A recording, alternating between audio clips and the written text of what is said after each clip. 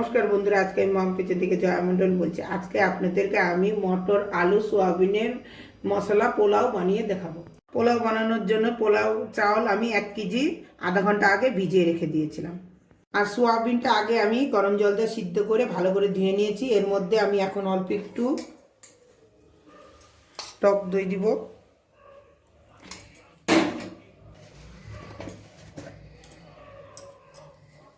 অল্প একটু হলুদ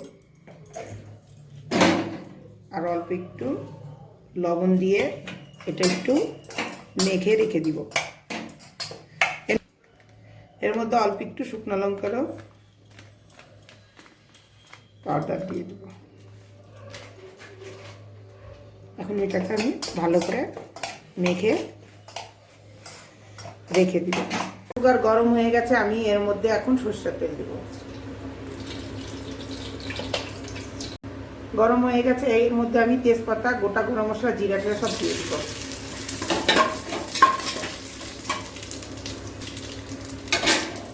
এর মধ্যে এখন আমি পেঁয়াজ কুচি দিব, পেঁয়াজ কুচি আর কাঁচা লঙ্কা গুলো দিয়ে দিব।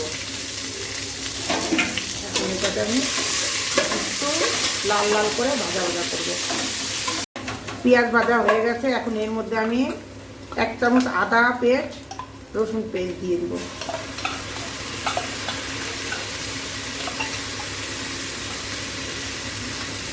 এক চামচ জিরা বাটা,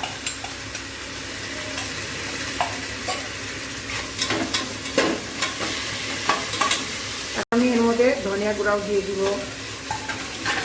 টমেটোর কুচি দিয়ে দিব,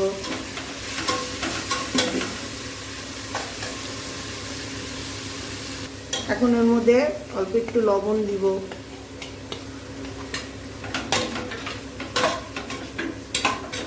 আমি লঙ্কার গুঁড়া দিয়ে দিব,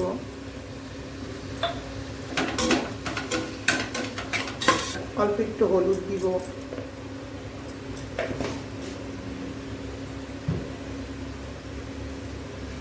এখন এগুলো আমি একটু কষাই নেব।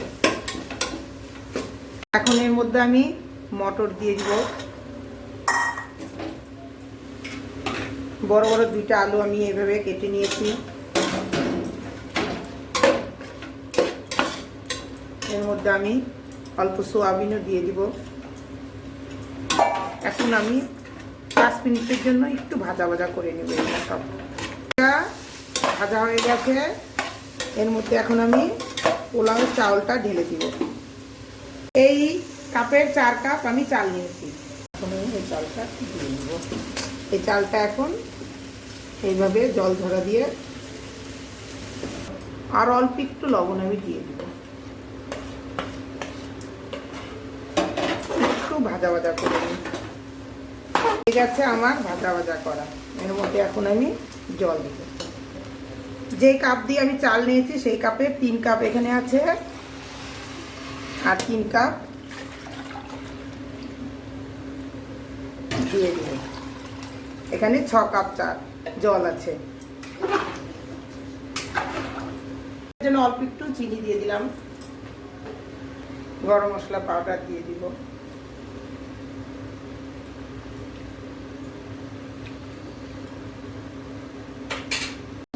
দেশি ঘি দিয়ে দিলাম।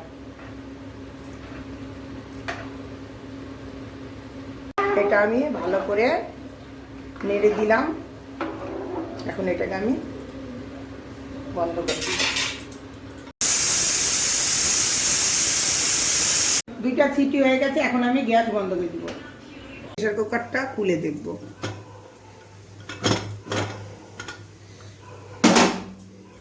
দেখুন কি সুন্দর হয়েছে।